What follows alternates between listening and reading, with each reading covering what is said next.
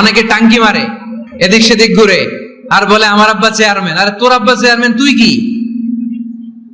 আমার আব্বা MP, member of the parliament. আরে তোর বাবা এমপি, এটা তো তার গৌরব, তোর কি আছে সেটা বল। এজন্য নিজের পায়ে দাঁড়াবো। অলসতার সাথে আমাদের কোনো সম্পর্ক। আজকের এই মাহফিল থেকে আমরা অলসতা, অকর্মণ্যতাকে নো বলে দিলাম। অলসতাকে আমরা কি বললাম? আরো জোরে বলতে হবে, অলসতাকে কি বলবো?